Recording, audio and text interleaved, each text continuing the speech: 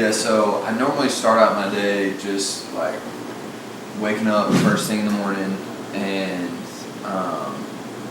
prioritizing my day based off my team needs as well. So I've got certain fires that I have to put out and certain things that I have to give to certain team members, whether it be an investment team or whatnot, or even my corporate team. So I also have like a composition book for each and every one of my team members, so I can keep up with what they're doing, their notes, any of their needs they need from me anytime I meet with them. So you'll always see these cheap black composition books everywhere around me. Lauren gives me crap about it, but it really does keep me organized, more than like a 3-ring binder or something like that. So, and it also usually keeps me within the quarter. So usually it takes me about a full quarter of the year to get through one of these books with one of my employees. So by the end of the year, I'll usually have about 4 of these for each team member. So it'll also help me kind of gauge how the quarter went, how the development went, how much time I was able to spend with them and stuff like that. So that helps me out a lot. But I'll go through every morning and come up with my list and go through these. We have a Monday morning meeting with each team member and the whole team together collectively, and I'll kind of go back through that and just make sure I'm knocking off what I need to, then follow up on Basecamp, which is a software that we use to keep all our team communicating well and on their different projects and deadlines and sales throughout the day and stuff like that. So when I'm going through that, I'll kind of make sure that it pings everything in here and is congruent with my notes, and then how I need to follow their projects and help them along if there's if need be that I have to step in and help. So I usually just prioritize the top needs throughout the day on my to-dos. Then I'll go through the team needs. Kira, Bailey, Patty, Elizabeth, those are the team needs that I have today. This would be Bailey behind the camera. So I have a couple of things I'm getting for him and changing my mindset about and changing my routine for the development of each channel that we're working on, as well as the development of our content creating for the brand. So and then I'll go on to the back office of the website and I'll look at how sales have moved throughout the day. I'll look at different pages, look at different comments from different customers that have come in. Sometimes they're mostly, especially on WordPress, they're mostly just people trying to get your business, but some of them do have questions. Where in Kansas City will you be? That's primarily talking about our tour, so that will get directed towards Kira, our trade show manager. So I'll just go through that and make sure my team's following up with those. Just like this person, Jennifer Belmore, we'll probably get to her today. Looks like we already have, but she said my hair has always been very fine. I need something for volume, hence the volume extension. That is what we do. So that's what we have perfected in the extension business or industry, I guess I should say. So we get back to those customers. I just kind of check, make sure that the workflow is getting answered.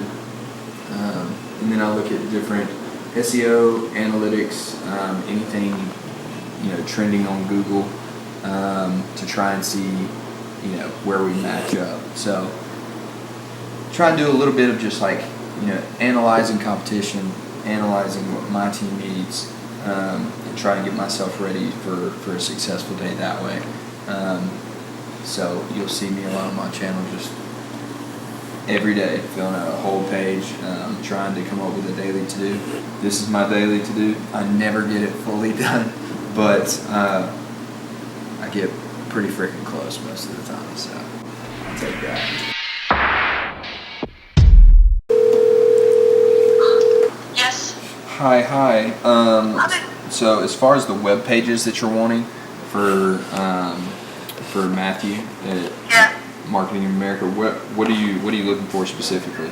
Well, when we talked the other day, there are some things because he's kiboshing me. Yep. And, there were pages on the website that we wanted to add after he finished the base site. Yes. Are we not going to have him do that now? Are we on hold until we find a web developer? Or do you want me to assign him some pages and some revisions and give him a hard 2-week deadline? Because he keeps telling me if I want him to do anything, it's going to take 2 weeks. Okay. Yeah. Let me give you 2 pages that I'd like for you to go ahead and give him a hard 2 week deadline. So as far as the main page, everything looks pretty good. I think what I want to start on then is let's get the Instagram feed up onto the page. Okay. And then it's going on the home page, right? Yes. And then I want to focus on the before and afters. So the makeover page. Okay. Or makeover tab. Okay. And instead of having that say makeovers, have him change that tab to say before and after. Okay. And then, so I think that'll be a hard 2 week deadline that he could work on. Let's work on the hour tour and talk about what our tour is about on that page, and then let's talk about. Well, that I can change myself because that's just content. I do want him because I can't. I need to add a form to that page. What do you mean a form? Well, because like if instead of just saying, hey, if you want more info, go to our email us at RSVP. I can put, hey, you want more information? If you want more information, give us your name, your email, your phone number. So then we can text them updates on the tour, or text them information, or email them information. Okay. Yeah, that's fine. Yeah, and then let's just come up with like some. Let's research some other like cool pages that show people's tour and like what else is on like that page. How they're following, just so the content on there can be pretty fresh and pretty eye-catching. All right, yeah. All right, that works. I can work on that and send that to him then. Perfect. Okay. We'll get that to him, and then we'll see how that 2 week deadline goes. And then, in the meantime, I'll still be trying to bring somebody in-house. Right. Yep. All right, great. Thank you. Thank you. Bye. All right, bye.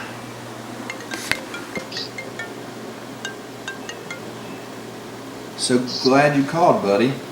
Are you by yourself? Well, Bailey's filming me right now.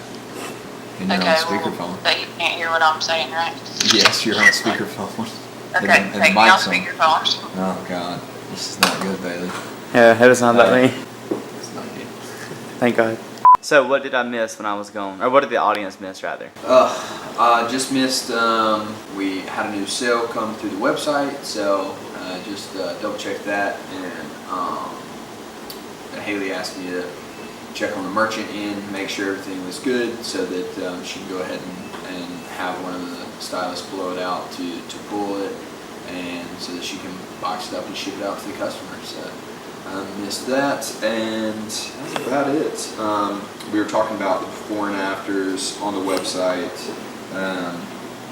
and having it to where the customer can shop the look. So when they hover it over, it says shop the look. So whatever that customer had at the trade show, whether they came in the salon or whether they even bought online, they took their own before and afters. We're going to post them to our website and then put shop the look so that customers can go on and say, hey, that customer had the same type of hair as me, same hair color, everything. I like their look. What did they have? And so that they can be able to easily shop exactly what they see there. Just a conversion tactic that we're trying to set up through the website. That's pretty much it. Hey Kels, what up? This is Chris.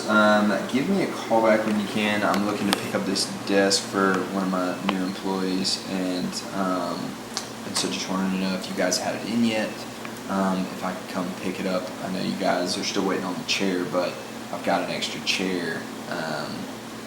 So I'll pick that one up whenever it comes in, but I can go ahead and get the disc because they're going to be starting today. So give me a call back when you get this. So what's the main focus of the brand right now? So we'll be at the end of this year. We'll have completed year 3.